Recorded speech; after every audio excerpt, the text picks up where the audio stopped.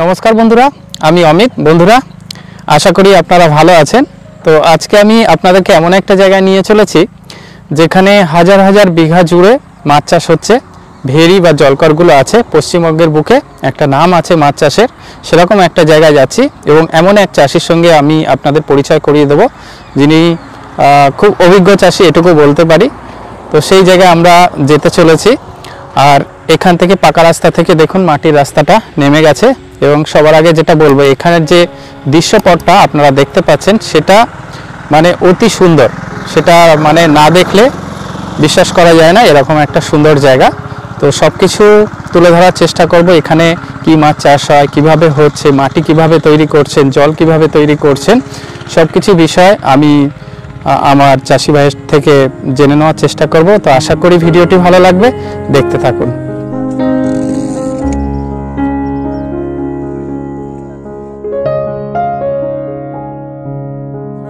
অবশেষে আমি সেই জায়গায় চলে এসেছি যেখানে আমাকে আমন্ত্রণ জানিয়েছেন।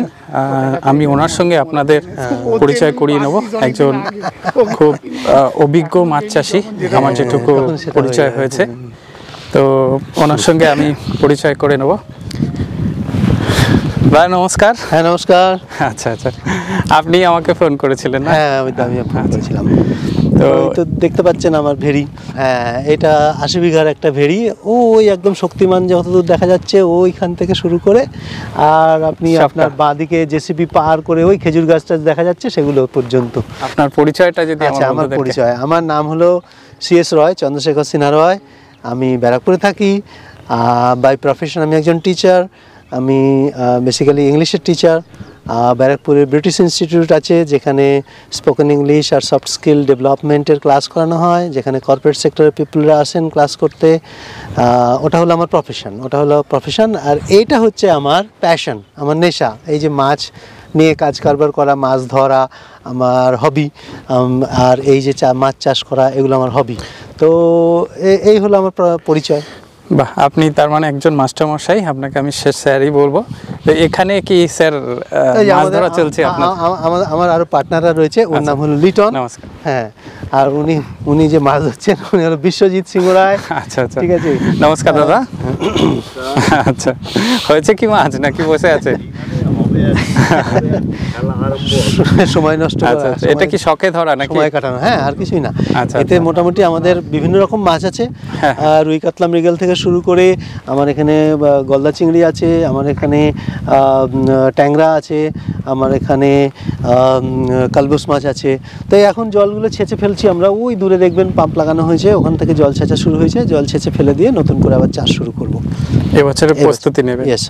ঠিক আছে, আমি ঠিক টাইমেই এসেছি। আমার বন্ধুদেরকে স্টেপ বাই স্টেপ আপনার কাছ থেকে যতটা সম্ভব একটু আপডেট দেওয়ার চেষ্টা করব, যাতে ভেড়ি চাষ যারা করছেন, জলকর যারা নিয়ে আছেন, তাদের যদি কাজে লাগে কোনো আপনার পয়েন্ট। অবশ্যই। তো এখানে বেসিক্যালি কোন মাছটা চাষ হয়? দেখুন, প্রধান যেটা অর্থকরী ফসল সেটা হচ্ছে ট্যাংরা, পার্সে, বাগদা, গলদা, ভেনামি। এরা হলো অর্থকরী ফসল। এর সঙ্গে সাপোর্টিং হিসেবে সাদা মাছ, যেমন রুই কাতলা মৃগেল, এগুলো চাষ করা যেতে পারে। কেউ জাপানি পুঁটি চাষ করে, কেউ ওখানে গ্রাস কাপও দেয়। তো কার্পিয়া থাকে, এইসবগুলোও থাকে। এগুলো হলো অ্যাডিশনাল বোনাস। আচ্ছা, তো আমি এবারে আপনার কাছ থেকে একটু ঘুরে ঘুরে জায়গাগুলো আমার বন্ধুদেরকে একটু দেখাতে চাই। নিশ্চয়ই। ঠিক আছে, তো চলো। হ্যাঁ, এই এরিয়াটা আপনাদেরকে? হ্যাঁ, এই যে ঘেরিটা দেখছেন, এটা 30 বিঘার ঘেরি। আচ্ছা, এই 30 বিঘার ঘেরিটাকে আমরা গত বছরে চাষ কমপ্লিট করেছি, করে জল টলগুলো সমস্ত সেচে ফেলে দিলাম। দিয়ে এই মাটি শুকনো করা হচ্ছে। মাটি শুকনো হয়ে গেলে তারপরে ট্রাক্টর নামিয়ে চাষ করব। এই যে ছোট্ট একটা ঘেরা জায়গা দেখতে পাচ্ছেন তৈরি করা হচ্ছে, এই ছোট জায়গাটাকে এইখানকার টার্মিনোলজিতে বলা হয়, অ্যাকচুয়ালি এটা একটা ছোট্ট পন্ড যেখানে আমরা মাছগুলোকে তৈরি করবো, যেটাকে জাগর বলে বলা হয়। এটার নাম হলো জাগর। আচ্ছা, তো এই জাগরে আগে ছোট মাছগুলোকে, বিশেষ করে ধরুন টাইগার প্রন হোক বা ভেনামি হোক, এদেরকে ছোট্ট বয়স থেকে এখানে রাখা হয়। রেখে কম বেশি 25-30 দিন এখানে মানুষ করা হয়। করলে তখন তারা কাছাকাছি 1 গ্রাম, 1 গ্রামের একটু কমই থাকে, সেই রকম তৈরি হলে তখন পুরো জায়গাটায় ঘেরিতে ছাড়া হয়। আচ্ছা, তো এই হলো জাগর। এই জাগরটাকে তৈরি করতে গেলে পুরো কাদাটাকে সরিয়ে দিতে হবে, দিয়ে এটাকে চাষ করতে হবে, করে এতে চুন দিতে হবে। পর্যাপ্ত চুন দেওয়ার পরে তারপরে এখানে গোবর, খোল, সার ইত্যাদি দিয়ে এটাকে রেখে দিতে হবে কিছুদিন শুকিয়ে। তারপরে এতে জল লোড করা হবে। জল লোড করার পরে এবারে পিপি করা হবে। পিপি মানে পটাশিয়াম পারম্যাঙ্গানেট দিয়ে জলটা শোধন করা হবে। শোধন করা হয়ে গেলে তারপরে এখানে আমরা ওই ছোটো মিনগুলোকে ছাড়বো। এবার ওই মিনগুলোকে খাইয়ে দাইয়ে 25-30 দিন তৈরি করার পর তখন আমরা পুরো জায়গাটাকে ছেড়ে দেবো। এটা হলো কনসেপ্ট। আর এখানে যে জলটা আসবে এটা কি বর্ষার জলেই আপনারা চাষ করেন? বর্ষার জলের থেকেও আমাদের ওখান থেকে নদীর জল একটা ওই জোয়ারে আসে। আচ্ছা। ওই ঠিক ওই যে আমাদের টোংটা রয়েছে, আলাটা রয়েছে, ওই গাছটা বটগাছটার ওপারেই আমাদের একটা খাল আছে। হ্যাঁ। ওই খালটাতে নদীর জল ঢোকে, ওই নদীর জলটা জোয়ারের সময় এখানে ঢোকানো হয়, আর ওটাতেই ভালো হয়। সেটা কি মাসে?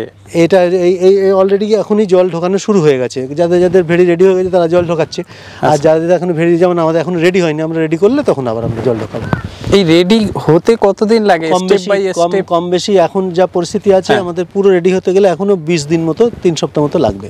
কারণ এটা পুরো মাটিটাকে চাষ করতে হবে। চাষ করার পর তারপর চুন ছড়াতে হবে, চুন ছড়িয়ে ওকে শুকাতে দিতে হবে। তারপরে আমরা ওখানে গোবর রাখা আছে, গোবর, খোল, সোস। সেটা কতদিন অন্তর অন্তর করছেন একটু যদি আরেকটু মানে চুনটা যে বুঝিয়ে দিলাম বলেন। প্রথমে, চুন দেওয়ার পরে অন্তত 3 চাষ করলেন মানে এগুলো চষে দিলেন পুরো, ট্রাক্টর দিয়ে কি? ট্রাক্টর দিয়ে চাষ করে দেওয়া যাকে বলে। তারপরে শুকালেন সেটা? হ্যাঁ, শুকানো হবে। শুকানোর পরে আমরা চুন ফেলবো। চুন ফেললে অন্তত 2-3 দিন, তারপরে সেই চুনটাকেও রেখে দেবো।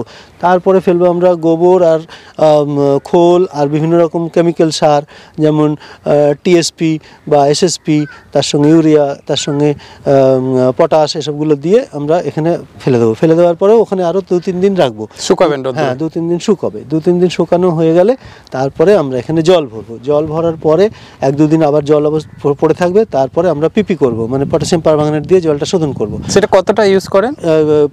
এটা নিয়ম হচ্ছে 1000 স্কোয়ার মিটারে 1 কিলোগ্রাম ইয়ে করা, এবং জলের হাইটটা যেন 2.5 থেকে 2.5 ফুট মতো হয়। আচ্ছা, সেক্ষেত্রে 1 কিলোগ্রাম ইউজ করা হয়। আচ্ছা। করে এবারে ওটাকে আমরা জলটা শোধন করে নেব। জল শোধন করার ওই পিপি করার পরে 3-4 দিন পর থেকে জলটা রেডি হয়ে যাবে। তারপরে আমরা ওই মিনগুলোকে ছাড়বো।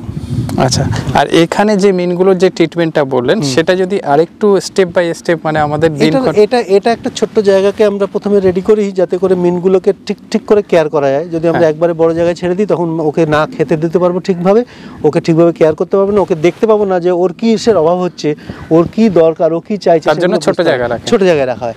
এবং ওই মিনগুলোকে এখানে ধরুন এই যে জায়গাটা দেখছেন, এখানে কম বেশি আমি 80,000 থেকে 1 লাখ ওই বাগদার মিন ছেড়ে দিতে পারি। আচ্ছা, এই মিনগুলো আপনারা সংগ্রহ কোথা থেকে করেন? এর জন্য সাপ্লায়ার আছে, বিভিন্ন সাপ্লায়ার, যারা নাকি কিছু মিন হয় ন্যাচারাল, যেটা নদী থেকে আসে, আর কিছু মিন হয় হ্যাচারির থেকে আসে। যারা হ্যাচারি করে ওরা হ্যাচ করে, এবার আমরা কন্ট্যাক্ট করলে ওরা এখানে দিয়ে যায়। ওদের সিস্টেম হচ্ছে ওরা একদম প্যাকেট অবস্থায় এখানে দিয়ে রেডি করে যাবে। ওই সময় কি খেতে দেওয়া হয়? খেতে হবে আপনার ওই যে সিপি ফুডগুলো হয়, ওই 0.5 বা 1 mm একদম প্রথম দিকে ওটাকে পেস্ট করে দিতে হয়। স্টার্টারগুলো, যে স্টার্ট আপ যেগুলো আছে ওগুলো দিতে হবে। দিয়ে আস্তে আস্তে 5-7 দিন পর থেকে ওটারে আবার খাদ্যের পরিমাণও বাড়তে থাকবে। রেগুলার বেসিসে কম বেশি ওই 100-150 গ্রাম করে রেগুলার খাবারের পরিমাণও বাড়বে। আর 7 দিন অন্তর অন্তর দেখা যাবে যে ওই 0.5-এর থেকে আরেকটু বেশি 1-এর পরে 2 মিশিয়ে কিছুদিন এইভাবে করে করে আস্তে আস্তে বাড়াতে হয়। তো এখানে কম বেশি 30 দিন থাকবে। 30 দিন হয়ে গেলে যখন মোটামুটি মাছের ওজন, এক একটা মাছের ওজন 1 গ্রামের কাছাকাছি এসে যাবে, 0.75 গ্রাম to 1 গ্রাম যখন হবে, তখন এটাকে পুরো জায়গায় ছেড়ে দিতে পারি। তখন পুরো জায়গাতে ছেড়ে দিতে পারি, তখন ওদের স্ট্রেংথ স্ট্যামিনা হয়ে যাবে, তখন ওরা সার্ভাইভ করতে পারবে। ঠিক, এই হলো কনসেপ্ট। তো বন্ধুরা, আমরা মোটামুটি শেষের দিকে চলে এসেছি। আমাদের স্যার আমাদেরকে যতটুকু সম্ভব বলেছেন, এর জন্য অনেক ধন্যবাদ।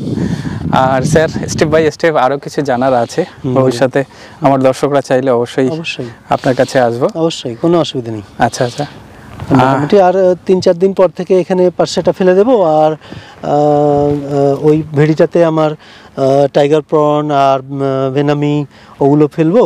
তো ওটার জন্য জায়গা তৈরি হয়েছে, তবে টাইগার প্রন ভেনামি ফেলতে কম বেশি আমার এখনও সপ্তাহ 2-1 সময় লাগবে ওটা রেডি করতে। তারপরে আস্তে ধীরে তৈরি হবে। এরপরে যদি আপনার সময় হয়, সুবিধা হয়, আপনি আসবেন, আমি আপনাকে আরও ডিটেলস কিছু একদম প্র্যাকটিক্যাল ফিল্ড থেকে দেখিয়ে দেবো, অসুবিধা হবে না। একদম স্যার, অনেক ধন্যবাদ। ওকে, থ্যাংক ইউ দাদা, ওয়েলকাম, গুড বাই।